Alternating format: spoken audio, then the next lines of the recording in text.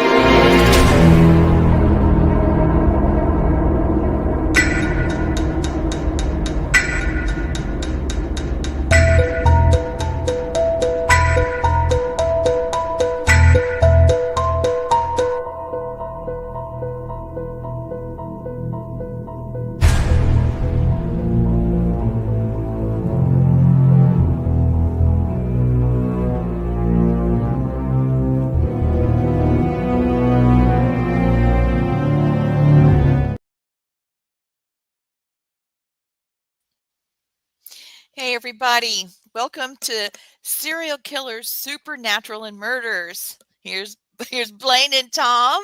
Hey guys. There's Gwen. Hey. Yay! We went to a powwow this past weekend, and then we did some investigation. It was a very relaxing, exhausting weekend.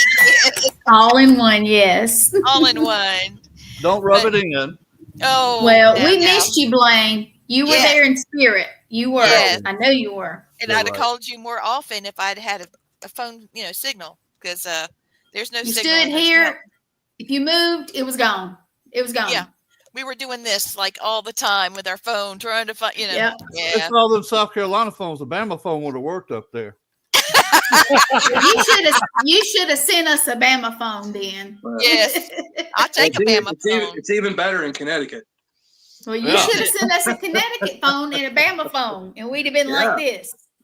See? Guys, you have got a show for you.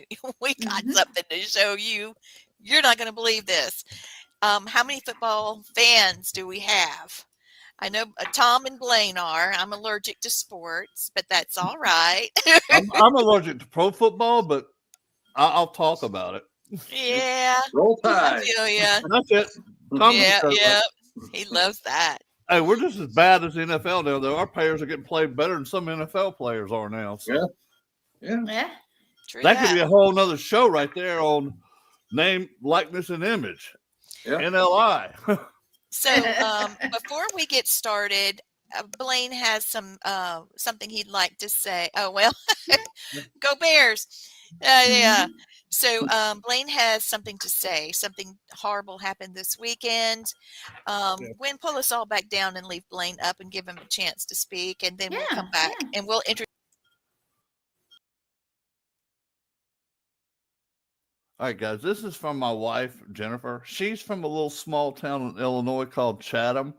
Last Monday night, they had a severe tragedy happen in her little small town.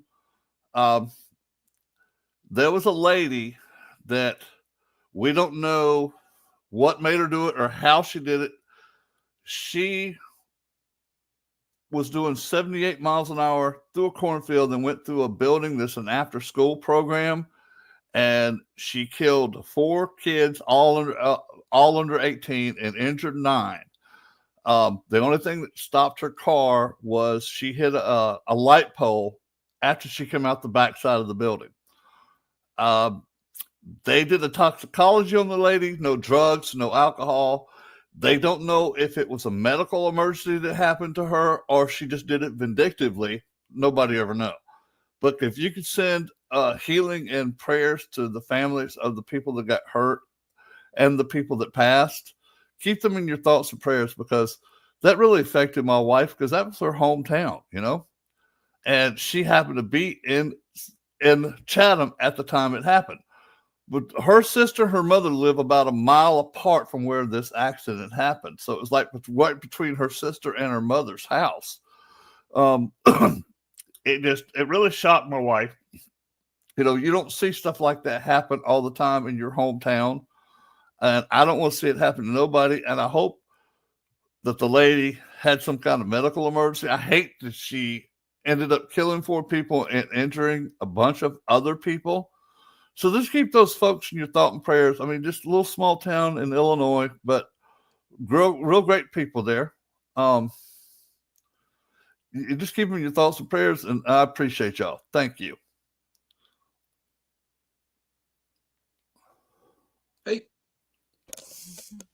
Hey guys, thank you for that, for explaining all of that. And it's very sad. So we'll all need to be thinking of those people. Yeah, I'm sorry for the families. I'm sorry for the people. And I want to know, our curious minds want to know, was the lady, did something medically happen to her, or she just do this vindictively? Nobody knows. The cops won't say anything. The news isn't saying anything. All I know is when after she got done, she came out unscathed, unhurt, not scratch on her. And I do know that she was put in handcuffs, but I don't know. But like I said, she's never had charges filed against her, so don't know. Paranormal Rockdown is in the house and said that they are saying right now that it was a medical emergency. I was wondering if she had a stroke or some type of seizure. And that's what we thought too. But I was thinking about it. Okay, she had a seizure. Okay, for her to be doing the little street she came off of going through the cornfield was a street called Walnut Street. It's right next to a big water tower in the city, and she come in at an angle and just barreled through the cornfield. Probably they said it was over 1,300 feet. She barreled through the cornfield about 78 miles an hour. No brakes, no nothing. What I was thinking though, if she had a seizure, her body would be shaking, so her car would have swerved all over the place. It didn't. It was it was almost like it went catty corner from the road to the building. Well, if you have a seizure, sometimes you could just totally lock up and not make. Well, you're like, like that. And she could be pressing on the pedal and be frozen like that. There's different types of seizures that you could have. Depending on my daughter was in a real. I'm sorry. I just thought the way I've seen people have seizures, they shake a lot. I didn't know you could go dead still with a seizure. Yeah, you can lock, man. I've had to pry somebody's hand off, Tom. I don't know if it's ever happened to you. It gets locked. A lot of times I dealt with it quite a bit.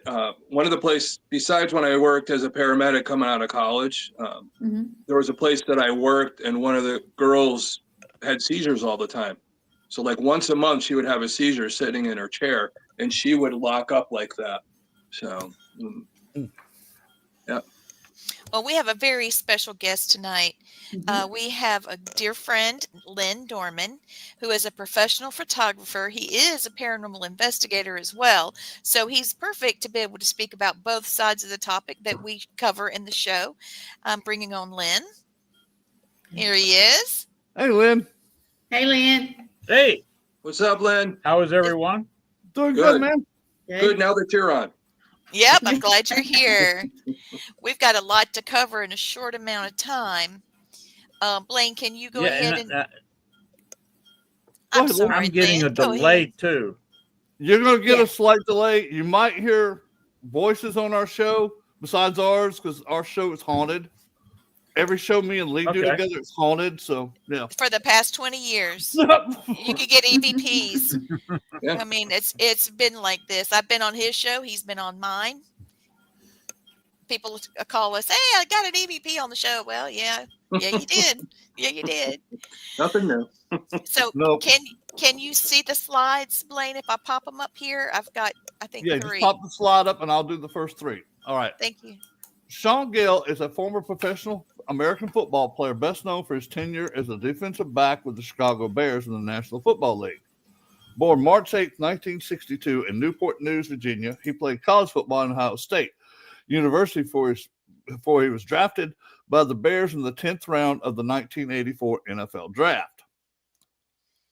Okay, wait a minute. I'm coming. You're good. There.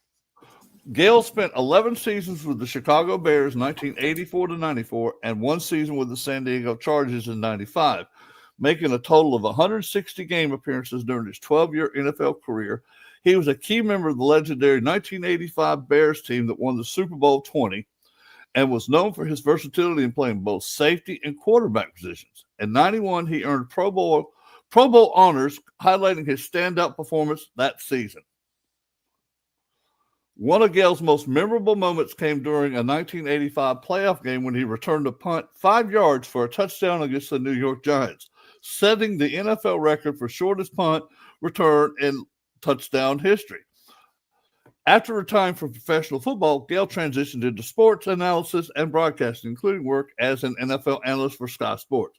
And his little 5-yard return kick, it was a shanked punt, went off the side of the guy's foot, went right to him.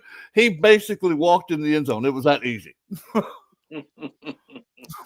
Right place, right time. Yeah, no, it's like that was just one of the luckiest bounces. It went right. I mean, I don't even think the ball went 10 yards in the air up, and it went shanked off his foot right into the guy's hands. He just basically walked in the end zone for 6 points. Big 6. Punt return. Here's Shaun's picture. There he is there. All right. So we broke this open. Here we are. So basically we got a guy that has the tiger by the tail, right? He's got this killer career, and in 85 it just skyrocketed him. And so he had his pick of people that he wanted to have relations with. And he went nuts. Yeah. He just went completely nuts. Lynn, how close am I? You were there. Yeah, you're pretty close. It's a totally strange situation. It's got a lot of nuances. And I'm willing to address any of the nuances that you want to talk about. There's a football angle, there's a police department angle, and there is, of course, kind of a personal angle. So, well, I think what we'll do is we're going to go around the committee here on the show, and we're going to cover the topics. Where'd he go? Let me just say one thing real quick. The caveat on Lynn. This is one of the few cases where the football player wasn't the maniac murderer, like you had Hernandez. Hernandez. Yeah. You had Ray. What was his Ray name? Caruth. Ray Caruth. Yeah. And O.J. Simpson, of course. O.J. Simpson. Yeah. Yeah. Well, we know we actually were talking about it on the last show. We mentioned the Hernandez brothers and the type of brain injury. Different Hernandez, yeah. This is Aaron Hernandez. He played at Florida. I was talking about Aaron Hernandez. Yeah. You're talking about the brothers. No. I'm talking about the football player because they actually did an autopsy on him and he had so much brain damage that it made him that violent. Yeah. So, well, just yuck. And he's Shaun Gayle is on my poo-poo list. Let me just say that because you'll see why in a minute. Yep. All right. Tom, how about you? Well, what do you got here? Shaun Gayle and Rhoni Reuter. You want me to read that? If you want to, I mean, we were talking about how they met after a basketball game. Yeah, that's, besides the point. I think my 2 cents that I'll put in, knowing football players, knowing serial killers, a lot of it is brain damage, falling on the head. And these guys are hitting each other on a daily basis, and the thing is the CTE is a serious thing. And, in this case with him, even his chosen lifestyle could be in question because of that type of way his brain is. And maybe that's part of his personality. We look at it, what was it? I think he was dating 18 different women in a 3-year period. Yeah. So the slide basically said that he met Rhoni. Yeah. 18 years they were together. Some people say 20, or some saying 18, and she was monogamous to him. Yeah. And he did whatever he wanted to with whomever he wanted to. Yeah. And he was seeing in a romantic way, I guess we should say it that way. What's her name? Marni. Yep. For 7 years. So, but they were all very similar. They were all, a lot of his people that he dated that were in question were fitness models. Yeah, let me show you a picture of Marni. She's in her 40s here. And, I mean, she's got a 6-pack. That's pretty intense. Mm-hmm. But unfortunately, she's got a 6-pack, but she's got a butterface, though. Ooh. Yes, she's a butterface. You know what that means? Everything looks great. Butterface. Same thing. Yeah, but there's another psychological thing sometimes with people, even guys, even women, when they're in that type of fitness thing, even at certain ages, it's almost the self-esteem thing. They feel like they always have to look good, and they'll do whatever it takes.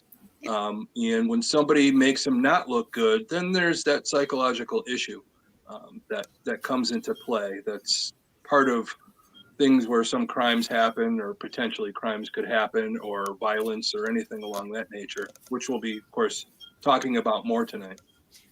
When I did some research on Marni, let me see if I can find the slide. When I did some research on Marni, here she is with Shaun. Okay. That's Rhoni. That's Rhoni. Yeah. Marni. I don't think there's any pictures of her. Yeah, there you go. There she is. She has 2 things on her record. The first one, she had filed a restraining order on someone, and a month later, the guy that she filed a restraining order went back and did the same thing to her, filed a restraining order on her. And it was just back and forth. So she was, rah, rah, rah, rah, rah. Then the same type thing happened with a business she worked for. She's also, by the way, she works for a legal aid business, or she did, excuse me. And she was also a real estate agent. So she had other jobs, but she had these jobs because she had 3 children and was wanting to make ends meet. She worked as the shot girl at a bar. And, somebody said something, and she was filing sexual harassment charges against the company, and it didn't stick. And then she filed it directly with the court system, and it got thrown out. But she was still trying to fight her way into something. Now, Rhoni, totally different story. She, besides the fact that I can't remember what her full-time job was. She worked part-time at Macy's. Mm-hmm. And everybody talked about what a sweet girl she was, and how she was so devoted to Shaun, and how even though he wasn't, and she was 7 months pregnant when this murder happened. Just everybody said she was soft-spoken. She was beautiful, but she wasn't a fitness model. She wasn't running in the circuits. They met at a basketball game. And, yeah, it's a mess. It's a mess. Hi, Mike. So I thought I would show you a few things. I have to have the slide to remember because there's so many things about this thing. All right. So they started dating. Yeah. Rhoni and Shaun started dating after a charity basketball game, and they met each other. They were together for 18 years, but they never married or lived together. And she did work 2 jobs, like I said, and she was working at Macy's. The child's name was going to be Skylar. She was a little girl. Okay, so Rhoni was found shot to death in her Deerfield, Illinois condo. She had been shot at close range twice in her belly, and that indicated the killer wanted to kill the child. And then multiple times, she had been shot altogether. So, what does that tell us, Tom, about the killer? Well, I'm still up in the air on this as I really dig deep. There's some part of me that says with the autopsy, they're talking about trajectory of the bullet, that it would have to have come from somebody at least 5'10" or taller. Yeah. This Marni was only 5 feet tall. But then there's another expert recently that said, well, maybe the autopsy looks like it came from below. So there's no agreement on that.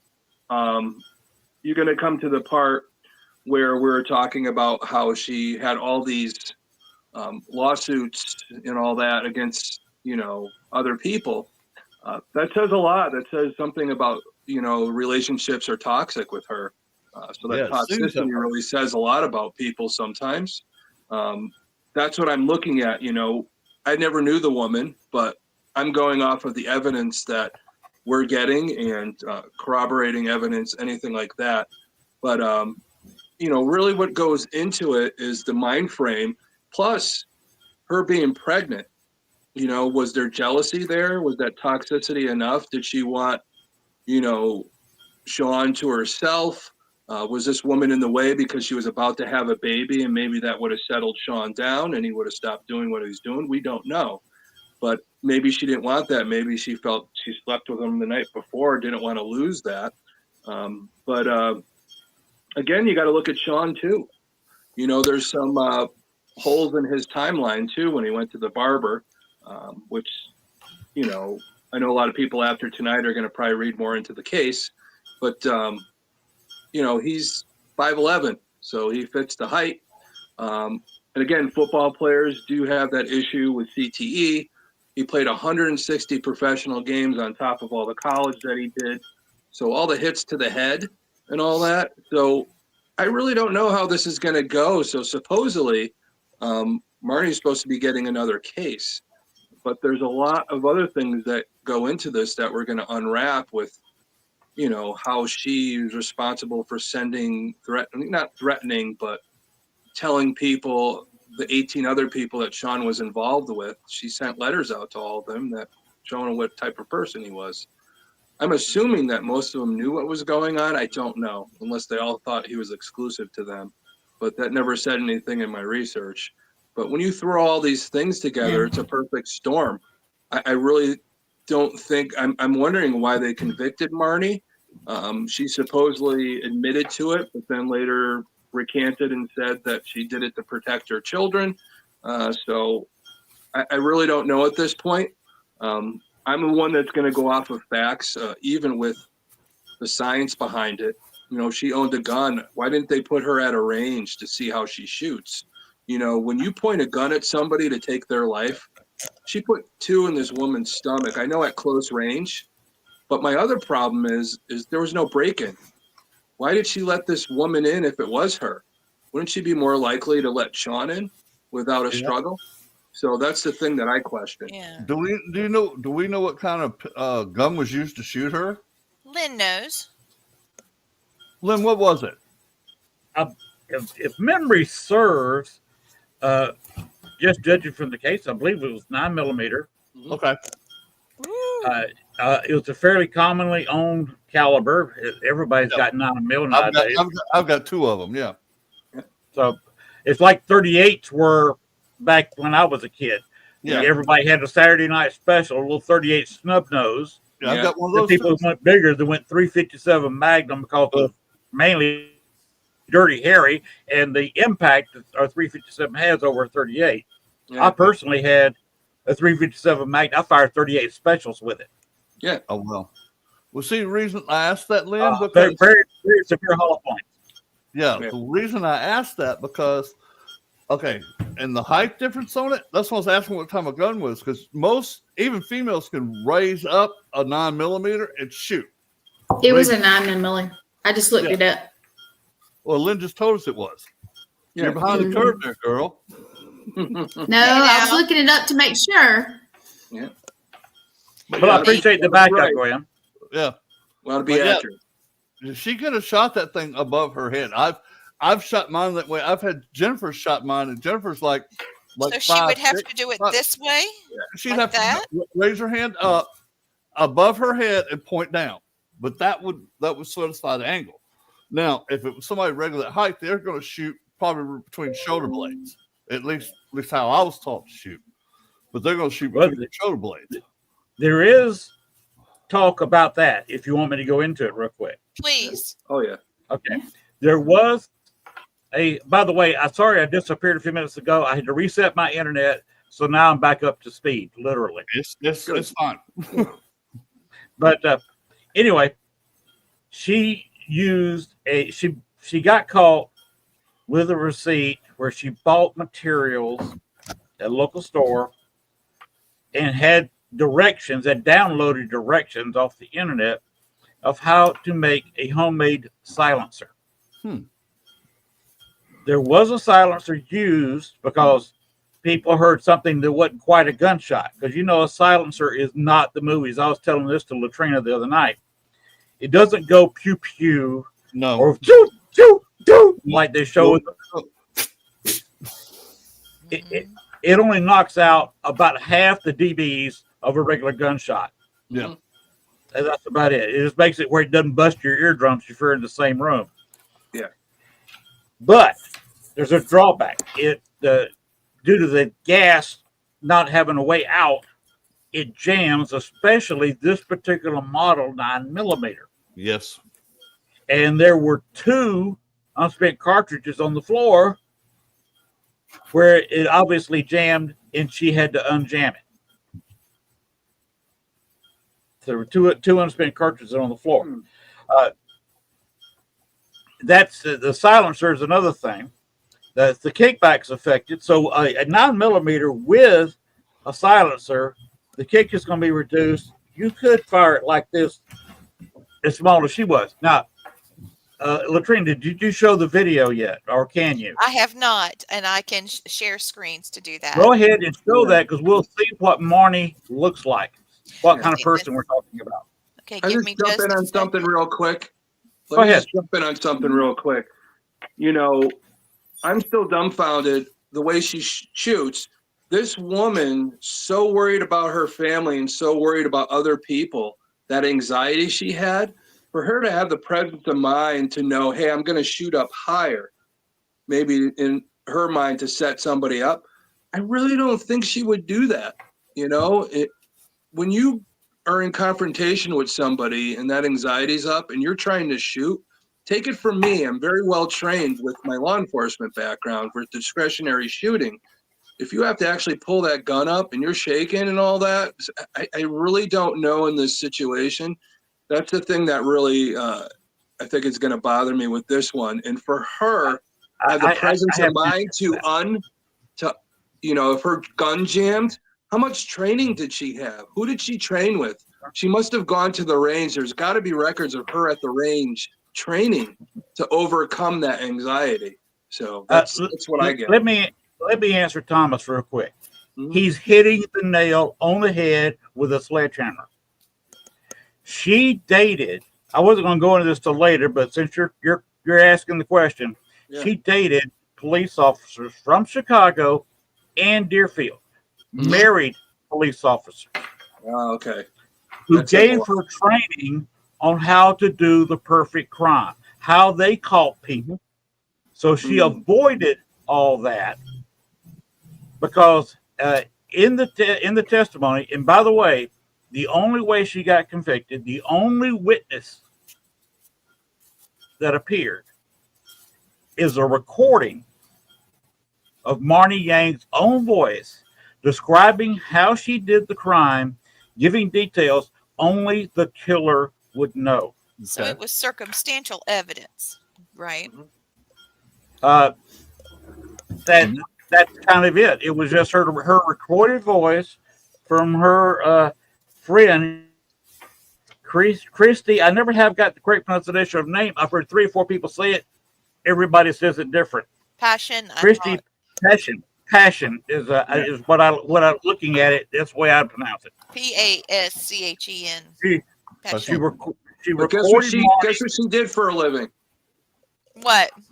She was a psychic medium. Yes, she was. Freaking way. Yeah, she was. Exactly. I wasn't going to bring that up till later, but there you go. Oh no, I had to say it. Thomas did his homework. I try. I always try. But the gun was put in a bucket covered with cement. Marni was caught at the store in their records and on camera buying these things from the store. And she said she put the gun in the bucket, covered it with cement, and threw it in the body of the water. So the weapon has never been found because it's somewhere at the bottom of some body of water. Of course, there's a lot of bodies of water around Chicago. Yeah. In a thing of cement. So they're dragging it up. They'd have to find a bucket, and then they got to bust open the cement without damaging the gun a whole lot. Where she really got caught was she described a necklace that she wore that was definitely Rhoni's, and it was found on the ground somewhere, and Marni said where to find it. And that's what kind of got Christy for the police. She got her once admitting it, and the police said, okay, that's not enough. We need you to ask this and this question. Kind of critiqued her on the first recording. We need it again. So Christy got her eating lunch, and Marni described it in even greater detail. And that was the only witness against Marni was herself. Wow. She committed a perfect crime because she was instructed by somebody like Thomas here with a criminal background that had told her just incidentally, this is how we solved this crime. This person did this something stupid. This person did this. They got caught because of this. She was instructed on how to do the perfect crime, and she followed her little training from dating police officers to the letter. Yeah. Except she shouldn't have talked about the crime to anybody, even her best friend. Now, there was some talk about a recorded phone call with her parents saying that she was going to admit to the crime and knew that they were coming after her to protect her kids. It's like, right. Why was she? Her son. I don't understand that. Her kids are only 16. Her twins were only 16 at the time. Why would they go and murder this guy? Or I know she was worried about them getting interrogated, but what did the kids know? I don't know what made her say that, but that's another weird. The whole case is weird. And is everybody here halfway familiar with how Chicago works? Yes, yeah. I know. I lived there for 14 feel free years. to say it. Yes. If the Bears are the most powerful organization in the NFL, the NFL is one of the most powerful organizations on this planet. Mm-hmm. You don't find too many organizations, but you got to go to the Pentagon or something to get more powerful than the NFL. If they want somebody convicted and they want it shoved under a rug, done as quickly as possible, it gets done. The police are also quite powerful in Chicago. If they want something swept under the rug because of something they did wrong, it's swept under the rug. Deerfield operates the same way. All the little suburbs are the same way. So you got 2 police departments and the Chicago Bears wanting this thing overdone. That's why the trial was so quick.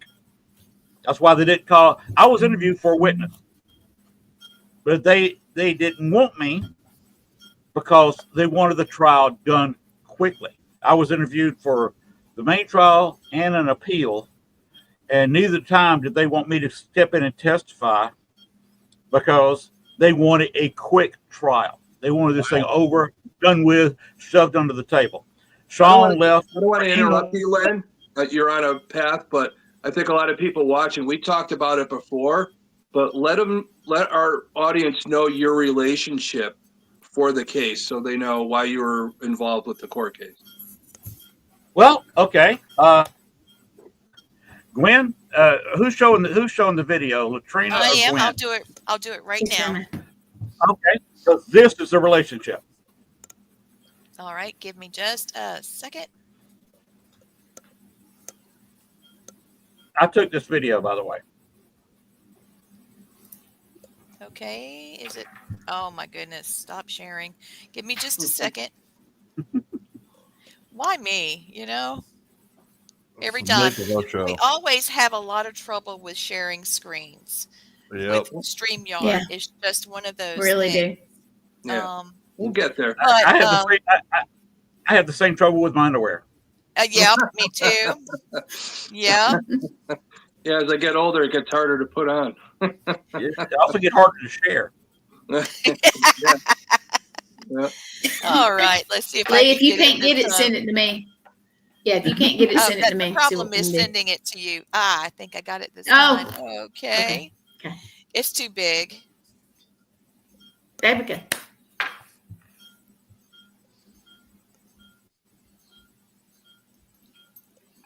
It's not letting you click right on the video. Can you see it? It's coming. Yeah. I hear it.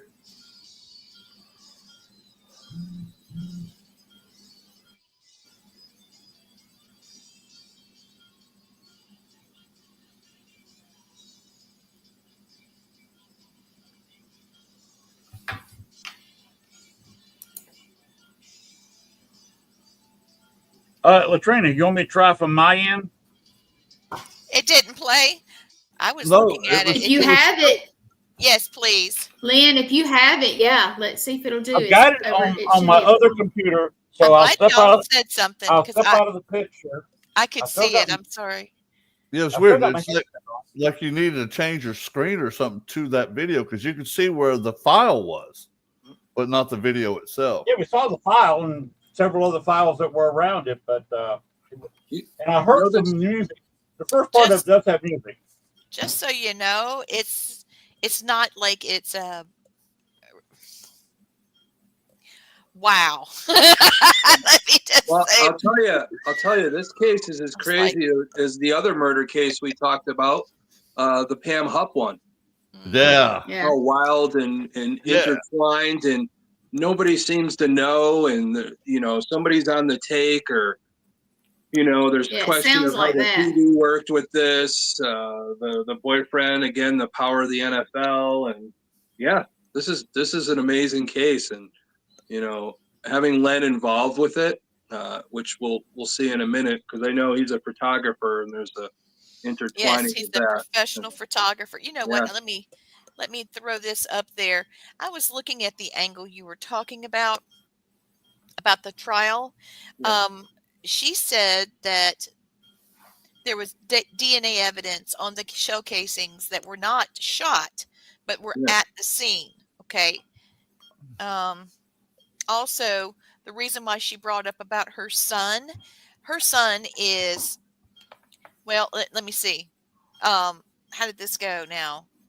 They said that this whoever shot her should be about 6 foot and was dark complected. Where that came from, I don't know, because it doesn't say anything about having an eyewitness, but that's what they say. Well, her son, Marni's son, is half Asian, half white. Yeah. And he was about 6 foot at 16. He's a big guy. Yeah. So she was terrified. Oh crap! First of all, her little money bags is gone. Because he's not going to want to see her. He just lost his baby. And she was just terrified that her son at 16 years old, that looked like what they were saying, the killer would look like. I'm sure that they looked at him like a father as well, because he did some things with her and the kids. So therefore, he would have been more jealous maybe of a brand new baby coming on board. I'm not sure, that's really, you have to jump into that. But there is a witness that said they saw somebody running up the stairs that day. And Marni admitted to putting a disguise on and all that. So Right. I don't know. She used blackface. Yeah. And dressed in a hoodie. The only witnesses that said anything about they saw a short black man running from the scene. Yeah. That's and there was a rented car. I think there was a rented car that supposedly was in her name. Car, and there's a question about the car was caught on camera for a few seconds. Yeah. About the car that got caught on camera being the same car she rented. 2 different models, 2 different makes. Yeah. Not the same shape. Yeah. I think the police originally said it was a Volkswagen, so that's part of my career there. So the Volkswagen area, but the people's car. Here we go back again with the killers in the little cars. Yeah, the Volkswagens. You're like trying to pull a Ted Bundy or something. Exactly. So. The murder machine. Yeah, exactly. Just a good there old. You go. Hashtag blame murder machine. Hashtag murder machine. There it is. There you go. Hashtag murder machine. Yep. All right. You have to have one each episode at least. I know. Get it up there, Gwen. While Len's getting the video ready, so keep talking about I'm doing it right now. I'm doing we gotta have our hashtags. My desktop is slow, so I've also I wanted to throw out there that the surveillance footage that everybody saw during the hearing and whatnot. She said that her defense never received that footage. Mm-hmm. They want a chance to examine it and try to at least verify Gayle's alibi. Now, I was told that he had an airtight alibi, but then they said, oh no, he was nearby getting a haircut. Yeah. He was 10 minutes away from her place. Where's her discovery from her defense lawyer? Should have got discovery on all that. Well, if anybody is interested, she has a website, of course, called freemarniyang.com in her own words. Yes. Oh, yeah. Free Legend Joe. Oh, Lord. That's so true. Yeah. I mean, who's driving the murder machine? Oh, no. But, no, who's you got to look at the gas pedal. Yeah, you got to look at it again. Just down the street. I don't know. I'm still wondering, but even with her, it's almost like, I don't know. It's almost like they slept with each other the night before. And then free-legged Joe. Together the night before, and she ends up dead. I'm wondering. Do you think if they slept the night before, this is what goes through my brain. They slept with each other the night before, and she ends up dead the next day. Yeah. Do you think maybe they were in on it together? Dude, okay, they were conniving. Yeah. They were conniving. And I'm thinking, holy crap. I am thinking like Ray Caruth paid somebody to shoot this lady. He's like, he's like, oh my God, she's pregnant. This is going to end my whole life. I'm going to have a kid, whatever. Yeah, I'm getting ready and to have she's like, well, I'll help you out. And they start designing this thing. Well, I'm going to be here, you be there, and then nobody will know who did it. Yeah. So, yeah. Wow. I mean, that same thing shot into my brain at the same time. Yeah. Like, okay, they were conniving. Could be. They were definitely conniving. Pat Patterson, who's one of our biggest sponsors, he said, take it from me, things happen when you're live. No worries, great show. We'll get this thing up. We've got time. But well, good. I just love Pat. He has been so supportive. Right on. Yeah. Hey, we need to recognize some of the other folks too. We got Chad, who is one of our we got Kim Brady. Hey, yes, Kim. Ma'am. Hey, Kim. And we got Chris O'Toole. Hey, Chris. Hey, Chris. We got Brandy, Randy Brockman. Asia. Hey, Asia. She's one of our super fans. Hey, girl. Love hey, girl. Hey. Just so you guys know, Asia is there's Ken Torres, Father Ken. Hey, Asia Ken. Asia has just added me to her management crew. So I knew it was coming. Really? I felt it. But that makes it great for me because I have Asia as my manager. My promoter is Adam Began, and you know, I got a lot of people on the team helping me out, so it's great. That's awesome, dude. I'm so busy. I Go need ahead, people to help me. Yeah, you ready? I think he's ready. Yeah. And it's up there, so let it rip. Y'all are not going to believe this. I saw this and I was like, oh, my Lord. Yeah. Mm-mm-mm. Is it going? I don't see anything yet. Okay. These little screenshots are still there. Yeah, it takes a minute. It takes a minute. Yeah. Yeah. But yeah, let me go ahead and play it. Let me just go ahead and play it for him. He just wants to, the computer just wants to do his own little thing, take his sweet time. No, we're not on a time schedule or nothing. No. That's the way it works. It is like we're playing with government computers. I swear to God. Don't let it go. There we go.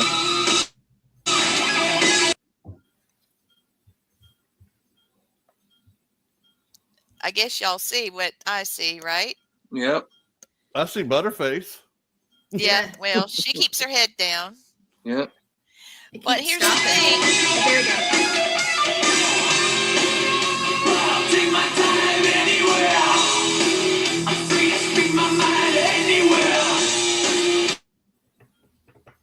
And I'll be fine anywhere, anywhere I roam. Where I lay my tone, come upon my stone.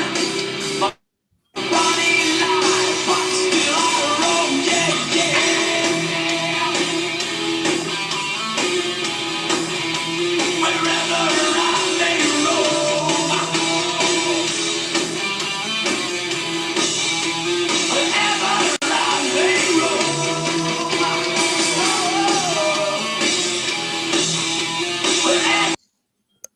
Well, she's got a heck of a figure. I can say that for her. Good song. I'm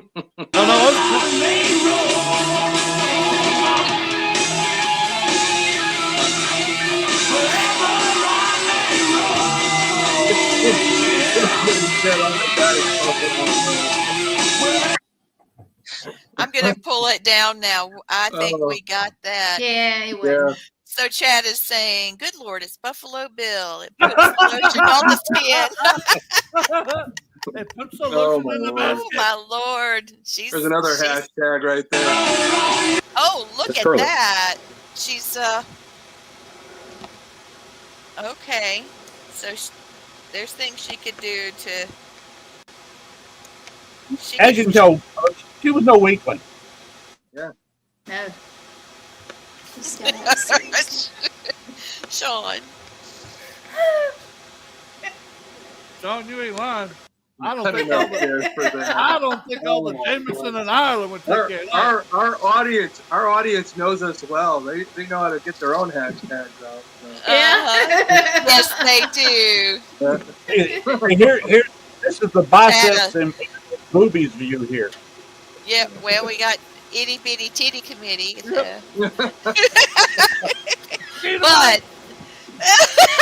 But says the woman that's 5'9", you know.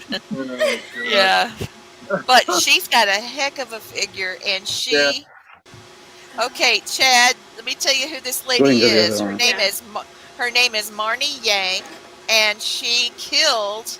First of all, she had a relationship with a Chicago Bears football player that won the Super Bowl. He had a boo for about 20 years that, you know, that was supposed to be his love interest, but, you know, he was stepping around with 16 to 18 women, including her. Slept with her the night before, and then whoop, his boo thing that's 7 months pregnant turns up shot. So we're trying to decide if this 5-foot woman could shoot as if she was a 6-foot man. Now, I can do that. I'm telling you right now, those are store-bought boobies. They store-bought. Look at Oh. So Shaun says train wreck. But you have to admit, she's got a killer figure for the 80s. Her hair is everything too. Well, she's a fitness model, so she has to have that figure and all that. Yep. But she's got snowballs. Them ain't real. Y'all, is that the way you're supposed to hold that? You can do it either way. Yeah, it depends. You do it wide or interior, depending what part of the body you want to work on. So. Okay. So we are discussing Marni Yang, who has a new trial coming up end of the month. Okay, want to turn 90 degrees? Yep. There we That's go. Len's voice. Yeah, it Yeah. is. Len, So why Len do you hear was- your voice, Len? Now, Lynn, she was a Budweiser girl, right? Yeah, yes. It was some years before this video was taken.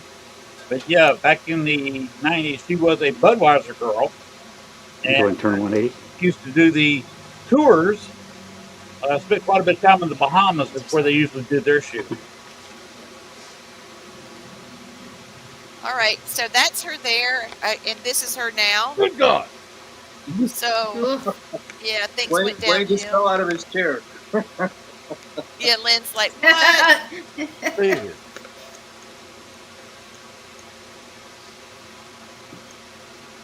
Yo,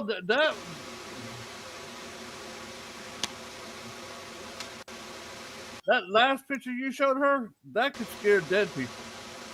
Well, who knows what's happened to her, man? You know, this is what she looked like here on television and YouTube. I mean, she's still, you know, but this one here, oh my. That's what stress in prison will do to you. So. Yep. Thank you for that video. Yeah, Len, Yeah. cool. Thank Hey, you. Mark. So Len, how long did you know her and videotape and take pictures? Quite several months. We met. You want to hear about a 2-minute story? We got time for that? Yeah. Yes, of I course. want to know a little more background that you would know. So Yes. Okay. Well, this is personal. yes. I was involved in real estate in Chicago. Who wasn't in the mid 2000s? Yeah. You had the mess in 2006, 2008. You got all the crash back then. Went into a recession, and I was involved in real estate and knew that crash was coming.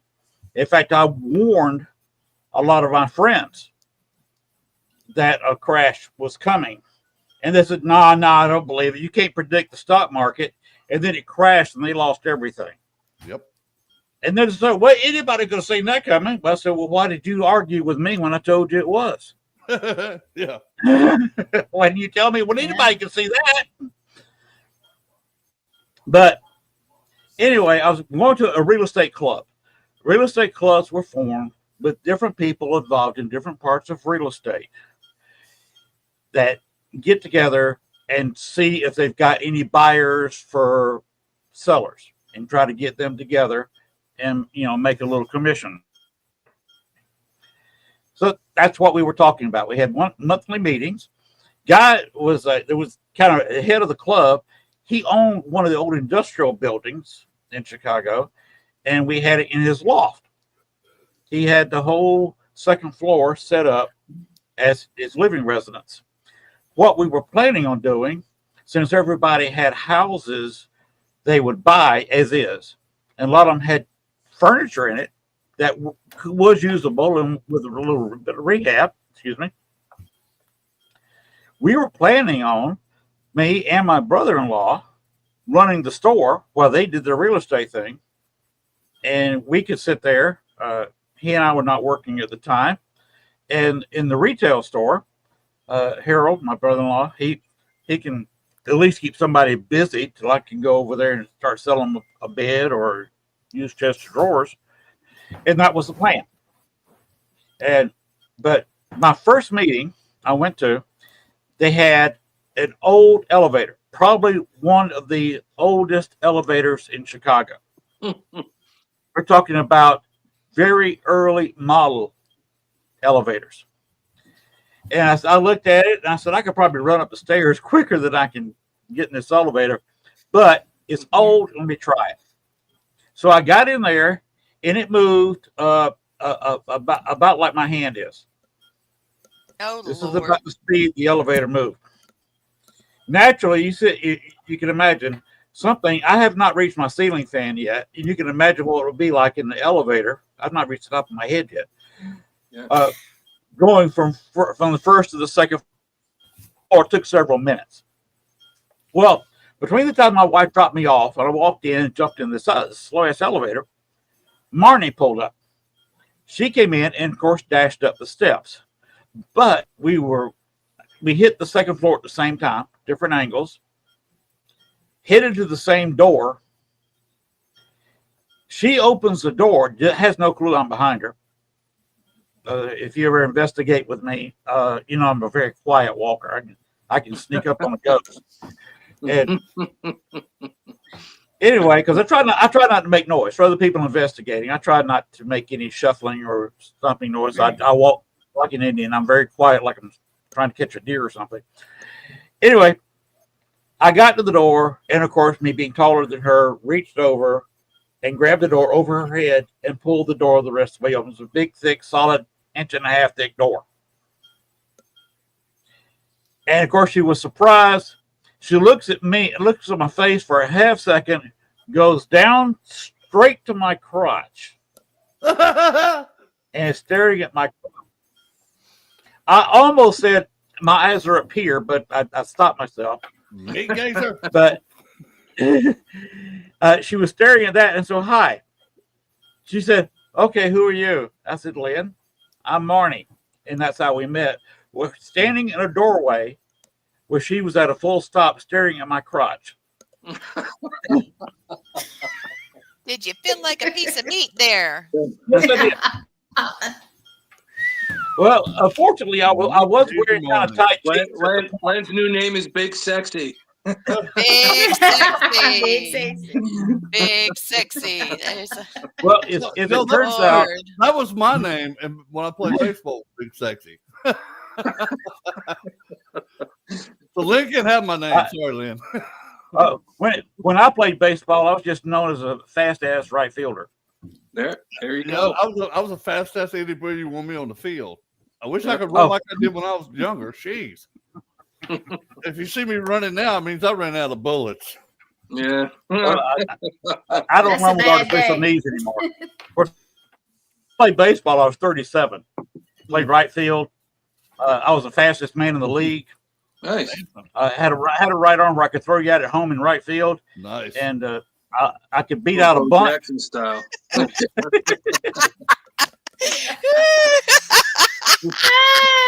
Okay, Gwen.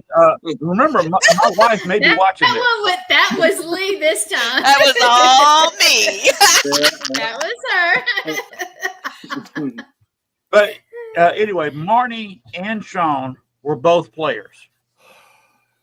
Marni was supposedly Shaun's real estate agent. Yes. Where she was supposed to be managing real estate investments with him, but there is no known real estate transactions that she oversaw for him. Which is another thing you were talking about, Thomas. There's a lot of quirks to this. Yeah. Sounds to me like he was paying for something. Paying for something. Like I said, they were both players. They were playing each other. They both knew it. They both knew who they were playing. You had that one, I'm not going to go into her name. She was another bodybuilder, fitness gal, and she may have had a little bit of roid rage. I don't know. This girl was built much better than Marni. She's the kind of girl you look at her and say, okay, let's not mess with that one. That was the Carrasco. I think her last name was Carrasco or whatever. Yeah. Carrasco or something like that. Yeah. She was a strong, pretty good hoss of a woman. And she was a little bit screwy. And Shaun was trying to break it off with her. And I think some of the blame was on Carrasco. The police interviewed her, and she had an ironclad alibi, which is why I'm not trying to harp on her name. Mm-hmm. because she did have an ironclad alibi, according to the police. So they stopped talking to her. She would have been much more physically capable of this. By the way, Rhoni also worked out. I think Shaun, when he was getting interviewed by the police, gave her name up. That's the only reason why the police talked to her. That was the first woman he gave up. Yeah, he was trying to get her out of his life because she was a little bit of a nut job. Yeah, that's why I'm theorizing a little bit of roid rage, because or either that, I did not know her. She may have been a screwy loon from birth. I don't know, but she definitely had some screws loose, and she was a big tough girl. And you hate to see a big, well-built girl get a little screws loose because you never know what you're going to get. No but joke, I think Shaun attracted that type of woman because you really got to think about it. This guy's dated 18 people over 3 years. And if these women know all this stuff going on and they're comfortable with it, there's something, there are screws loose. So, and a few of them, I guess. No offense to Gwen, especially. I don't want to piss Gwen off, but no, you don't. A girl who works out got a few loose screws to work with. She usually has some moves, especially if she's a player. And this is a good one-night stand. It's better than better than fighting with a bear, I guess. I mean, it's similar. You're not in the bed all night. You're in the bedroom floor all night. You're in the hallway. You're in your living room. You're in the kitchen. Yeah, and he's a fit. He's a fit guy. And two fit people should be able to have sex for 3 or 4 or 5 hours. Yeah, with just a couple of breaks. It's a lot of aggression there too. On top of it, you take the passion side of it. If they're that passionate all over the place, there's a lot of aggression there too. That you have to be careful of psychologically. That when you lose that passion, that's when the aggression really comes in. So. One of our viewers, who's also a podcaster, excuse me, I didn't mean to interrupt you. Richard Zumwalt wants to know, well, how did the individual die? It doesn't take muscle to pull the trigger. No. What we're talking about is that she's 5 foot, so the trajectory would be at that height, whereas it would have to be like something like that, okay, from way up high to be able to hit her from the trajectory of someone that's 6 foot, which is what the autopsy reports are showing, that the person would have to, I guess do something like that, way up, because, I don't even know if she could reach that high. So my thing is, how did she gain entry? She supposedly knocked on the door, and Rhoni knew who she was. Okay. And she opened the door, and as soon as she opened the door, Marni forced her way in. So it was kind of obvious that she was recognized by Rhoni, and Rhoni wasn't so much letting her in. She was standing in the doorway. Yeah. And as soon as that door was wide open, so she could talk to Marni, supposedly. Okay. Marni shot her. The first shot killed the child. So she fired out of. How do we know this? How do we know this is the way it happened? Because, Rhoni's dead. We're going off of what Marni's saying. And the thing is like I said before, maybe Shaun and Marni were in on it. Maybe Shaun had a key and gave it to Marni. Take care of this. Don't forget, he left the country. That's what I was saying when I was doing the bio with him. Should we tell him what we said yesterday? Yes, ma'am. Go for it, Gwen. I said, Lord, he was messing with so many people, being nice, okay, messing. He had to leave the country. I mean, my God, 30, what, how many, what was the final count?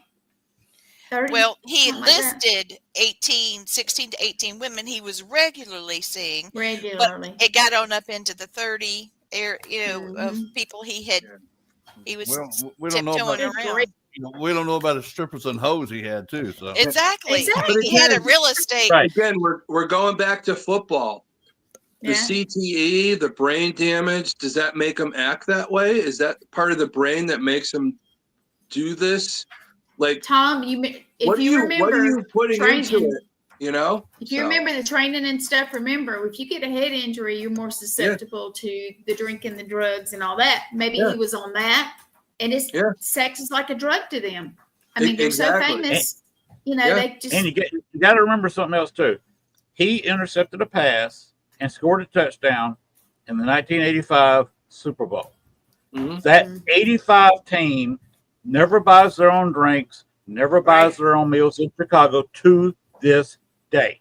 Yep. Unless they come to New England. But I'm talking about in Chicago. In Chicago. And they have women throwing themselves at the offensive lineman. Yep. Yeah. Yep. So I mean, Refrigerator Perry is no sex symbol. No, but you have women throw themselves at him. Yeah. You're definitely right. If somebody's attracted to Mick Jagger because he's famous, then I don't know what's wrong with people. That's one ugly dude. Money, man. They want that money. They want that fame. Yeah. Yep.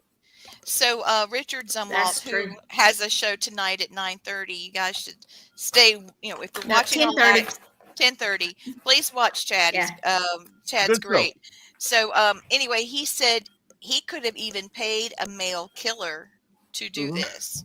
But Richard's got a point. It is possible.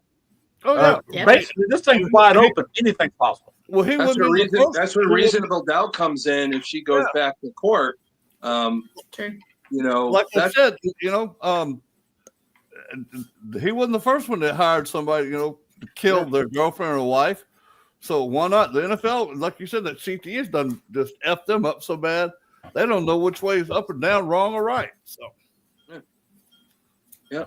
And the thing of it is, he got rid. He had 3 problems. He had the nutcase gal. Yeah. He had Marni, which was an issue. And he had a pregnant girl. Yeah. Now, if he can throw a little bit toward the nutcase and have the police talk to her, she's going to be less inclined to bother him again. Pretty much. He can blame her for it. Marni, if he blames her for the killing, he's rid of her. She's in jail. Yep. And the pregnant one is dead. Yep. Yep. And so he's the winner. Yeah. And he's out of the country now. Gone. Living in London, doing stuff remote for the NFL. Yeah. The Sky whatever TV or something. But really, you know, with Marni, it's just crazy. She had 3 children. Single mom working 3 jobs. You know, any of the children, all of us know when we get into a position of desperation to take care of our family, and something like a guy like that provides himself to her, maybe she's protective of that. Maybe she's did what she had to do, thinking in her mind that he was going to come to her and be with her, which, you know, I guess was a delusional part of that. Yeah. You know, now maybe she was duped just like everybody else. One of the things that's on Marni's website about the evidence that they have, they said that they believe that she was being treated poorly by the police. They wanted to pin this on her because, you know, this is a Chicago Bears guy. All right. So they started going through her trash can 4 days after the murder. And they recorded Marni speaking with Shaun at his home in November, during the months of November and December. I don't understand that. Why would they be doing this before this thing happened? You see what I'm saying? Yeah. There's a lot of strange things in this case. Here, I'm going to send that there. I just put it in the chat for everybody to see. And I'm going to put the link in there as well. Okay. And if you guys are interested, I'll put it also in the chat. But it goes on to say that the children were interviewed and they were interrogated more than once. They went into the house and searched things and made of course, there was damage, and the children were actually put in a mental health hospital a few months apart. Well, this is the problem. This is the problem in Chicago. What happened here is when that house was searched, only the kids were there. They're all under the age of 18. There's no reason for them to get searched at that time. It's illegal. You know, all that stuff should be thrown out. But yet again, Chicago Bears player, police involved. You know, they're trying to push the narrative. And you know, you know how many mistakes were made in this case? You know, this woman does, even if she did kill the woman, she does have the potential to get away with it and get out of prison because of those screw ups. You know, you put her kids in jeopardy, underage, searching the home, interrogating them without, you know, presence of an adult. Yeah, you're screwed in that aspect. The whole world sees it now. It's not just Chicago anymore. And that's why they had just a week-long trial to start with. Yeah. They convicted her really fast because the only witness there was the recording of Marni. Wow. Yeah, that's the only thing they did. And they put her in jail because of it, because she supposedly gave details only the killer would know. Yeah. Right. But again, maybe she was talking to Shaun. They planned the whole thing. Maybe he actually did it, and she only knew the details because he told her, because they were both in on it, protecting. There is that strong possibility, but there's no proof. But again, that causes reasonable doubt if you put it that way. You know, I don't know who's watching this right now, but as a law enforcement person myself, there's Big Sexy. So, you know? Big Sexy Lynn Dorman. Hey, you guys. I think Blaine. I did see it. We're over, and I don't know if Blaine has to go or whatever, but we do have another show in a few minutes too. So let's just wrap it up. It's great conversation. Great conversation. We could write a book about this right now. I mean, it's unbelievable. Well, Lynn, thank you for coming on. Thank you so much. Thank you. Let's just invite everybody that's watching, go online, look up the case. It's very interesting. There's a lot of here and there and what you could speculate. But I think with this case coming up again and going through again, it's going to be very interesting to watch and see what the outcome is, even after what we all talked about today. And of course, Len, we're glad you came on. Your perspective is very important because you were personally involved with the convicted person in the case. So. Yeah. I didn't get to mention the point that she did after that video was taken, the photo shoot was done. She started, there was a couch in the room. We were in the basement of the house. She started posing naked on the back of the couch. Oh. Sensually. And about that time, she was obviously wanting to do some horsing around. The wife started coming into the back door. Oh, yeah. Yep. And I said, I looked at Marni and said, Gayle is on her way in the house now. She got dressed in a few seconds and ran past Gayle and said, hi, Gayle, as she was still dressing, and ran out the door in her car. Smart woman. Yeah, especially my wife being a former powerlifter. There it is. At least she was trying to be, in probably her own way, she was trying to be respectful, I guess. I don't know. Sounds like a nut job to me. I don't. All right, Blaine, what's your Gayle last missed thought? about a minute seeing her naked. I bet she's happy she did. Okay, and that's what we're talking about. No. Yeah. No. Just no. Don't do that to Blaine.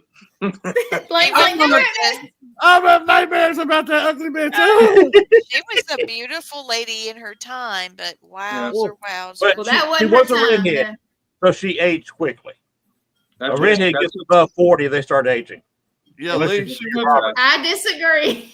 Hey, Lee, she went from Wowzer Wowzer to Bowser Bowser. Yeah, I like that. What is that hashtag? Wowzer Bowser. Wowzer Bowser. There you go. We've got 2 out of this one. Yeah. Anybody else have any last thoughts? Amazing. Everybody look into the case. Yes. Especially email us, instant message us, let us know your thoughts. So Yep, there you go. any of us. Probably. Yep. And how can people reach you, Lynn? Best way to do it is just put in Lynn Dorman in Facebook. You'll find me.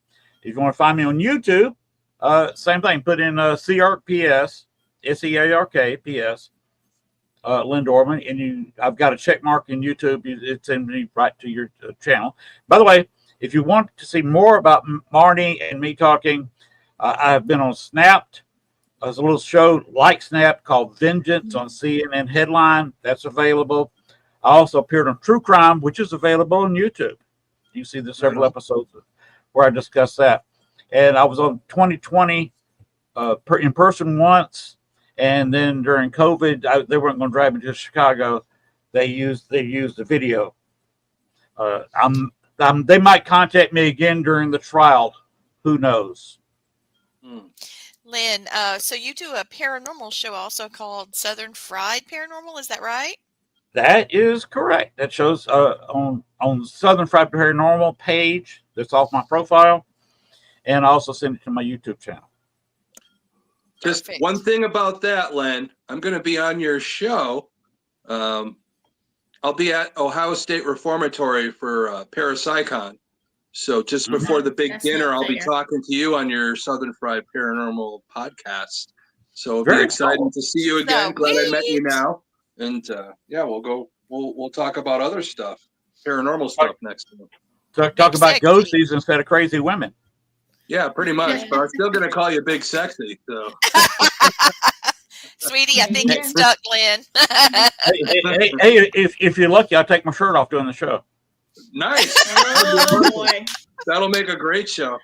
All right. Everybody watch. Len might take his shirt off, so watch us. I think it's on, what is it, Friday? I was at the 16th of May or 17th, 16th, I think. Maybe a little bit later than that. Let me look. Yeah, I think it's mid-May there.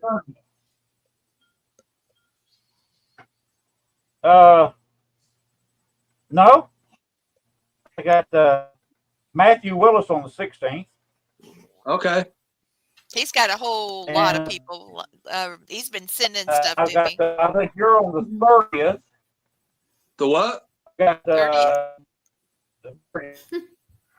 Is it? Rez said, "Found chick a wow wow." Yeah. Okay. Maybe I messed it up with the other podcast that I'm on. So no, I'm going to be talking to you soon either way, and I'm still going to call you Big Sexy. So you can't avoid that now. Oh yes. Okay, go ahead. Yep. All right, you guys, I got to hurry you off. I'm so sorry. Yes. Off we go. No problem. Thank you for coming. Good night, everybody. Thanks for coming. Thank you, everybody. Good night, everybody. We'll talk to you soon. Go ahead, Gwen. Okay. All right, talk to you, promise.